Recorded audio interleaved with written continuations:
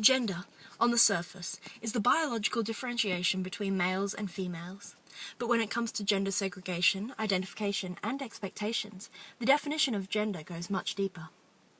Both males and females have been constantly stereotyped throughout history, and more often than not fallen into their binary gender roles. In Australia, the population is greatly influenced by the traditional practices of the gender roles in the United Kingdom, which is largely attributed to the British colonisation of Australia in the 18th century and the Anglo-Saxon views they held. But how does this affect us? In education, Mackay and Mackay agree that to this day these views are maintained. Girls are praised for being quiet, neat and calm. They are also associated with subjects such as hospitality and art, whereas boys are encouraged to be active, speak up, misbehave, but also work independently, and are associated with subjects such as HPE and manual arts. But what of single-gender schools? When it comes to separating genders in schools, many parents have differing views on whether it is impacting negatively or positively on their child's upbringing. Interestingly, studies from the National Institute of Mental Health suggest that segregation of gender is needed in some cases where schools found that males and females learnt differently and at different rates depending on the class and workload.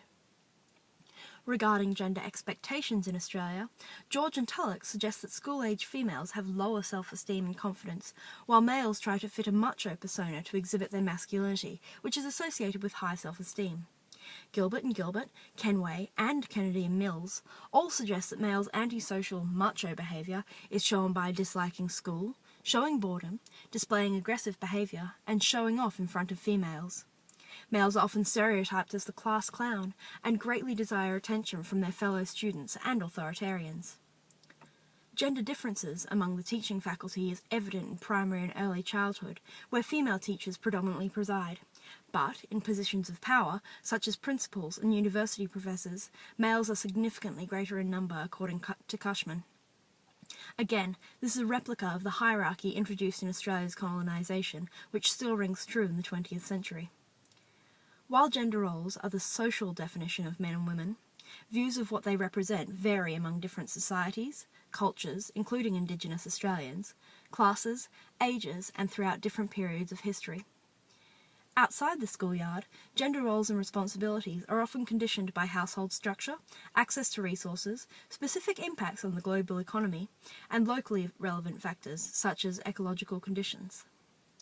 Gender is something every single person experiences, and every single person is conditioned to have expectations and opinions of their own gender, let alone opposing genders. Though, through an education lens, Group 10 has concluded that it is important to recognise the differences in gender, including, but not limited to, their typical strengths and weaknesses, but to not be prejudiced towards or have it affect the educational outcomes. Because, as the great 380 BC philosopher Plato says, if women are expected to do the same work as men, we must teach them the same things.